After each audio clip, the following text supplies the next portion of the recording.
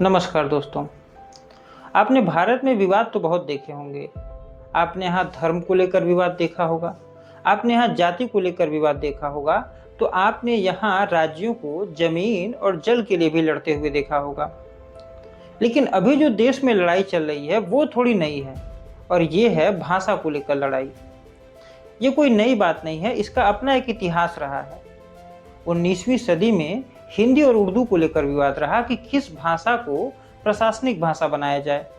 तो 1950 के दशक में भाषा को लेकर दक्षिण बनाम उत्तर तक का मामला देखा गया। कहानी शुरू होती है साल 1953 में, जब गठन होता है फजल अली आयोग का और भाषा के नाम पर राज्य बनाया जाता है आंध्र प्रदेश। आंध्रा के बनने के बाद तो मानो भाषा के नाम पर राज्य बनाने वालों की बाढ़ सी आ गई। तमिल बोलने वालों के लिए तमिलनाडु, गुजराती बोलने वालों के लिए गुजरात, पंजाबी बोलने वालों के लिए पंजाब, तो मराठी बोलने वालों के लिए महाराष्ट्र जैसे राज्यों का उदय हो जाता है। कहानी नई मोड़ लेती है साल 2020 में, जब केंद्र सरकार लागू करती है नई शिक्षा नीति और इसमें दिया जाता है त्रिभाषा फॉर्मूला। इस फॉर्मूले का उद्देश्य तो बड़ा स्पष्ट होता है कि छात्रों को बहुभाषी बनाया जाए, ताकि इस देश की सांस्कृतिक विविधता को सुरक्षित रखा जा सके। लेकिन जब राजनीतिक दावेदार इस पर अपना जोर आजमाइश शुरू करते हैं तो मामला थोड़ा उल्टा पड़ जाता है। देश में अंग्रेजी बोलने वालों को शर्म आएगी, ऐसा समाज का निर्माण अब दूर नहीं। महाराष्ट्र में म्युनिसिपल चुनाव है तो वो अपने मराठी वोट बैंक को भुनाने में लगे हैं।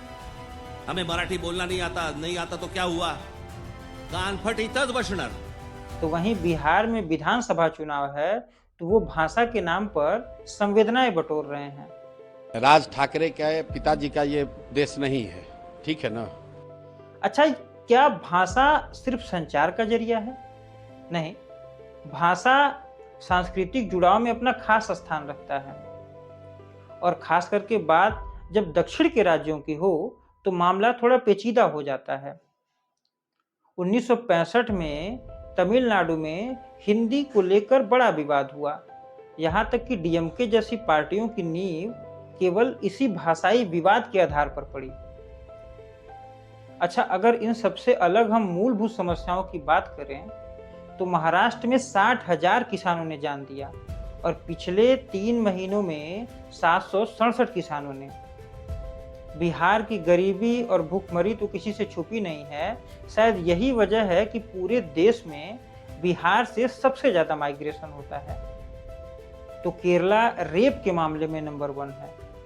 तमिलनाडु में युवा बेरोजगारी धीरे धीरे अपना पांव पसार रही है।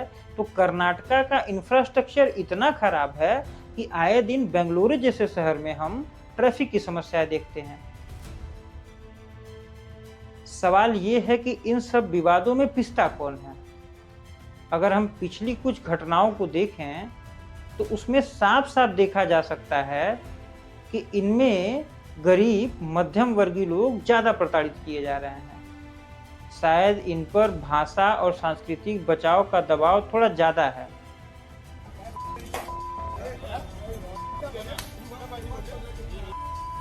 क्यों जबरदस्ती मराठी बोलने का, पण क्यों? हमारे जिम्मेदार इस पर क्या कर रहे हैं, अभी ये रहस्य बना हुआ है।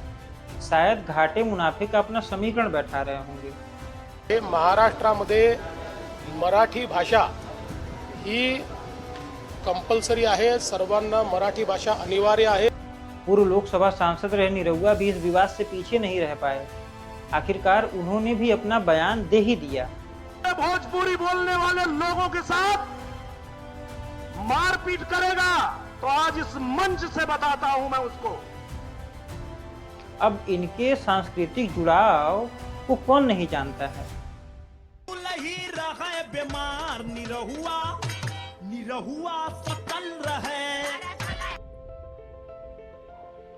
अगर हम सवाल पूछें तो क्या बच्चों पर 3-3 भाषाएं सीखने का दबाव बनाना सही है? क्या लोगों को भाषा के नाम पर मारना सही है? क्या ऐसा नहीं हो सकता कि व्यक्ति अपने इच्छा के अनुसार भाषा को अपनाए? बहरहाल पूरी दुनिया में बड़ी तेज हलचल है। एआई अपना पांव पसार रही है तो न्यूरोलिंक जैसे चिप बनाए जा रहे हैं। अंतरिक्ष के रहस्यों को भी सुलझाया जा रहा है तो मच्छर के साइज के रोबोट बनाए जा रहे हैं। इन सब के बीच में सवाल ये उठता है कि क्या हमारा भाषा के नाम पर लड़ना सही है? क्या गरीबी, बेरोजगारी और भूखमरी भाषा के आगे इतने छोटे मुद्दे हैं कि उस पर चर्चा नहीं किया जा सकता है? सवाल थोड़ा गंभीर है। अपना उत्तर, अपना विचार कमेंट बॉक्स में जरूर दें। जय हिंद, जय भारत। एवरीथिंग इज फाइन, सब अच्छा है।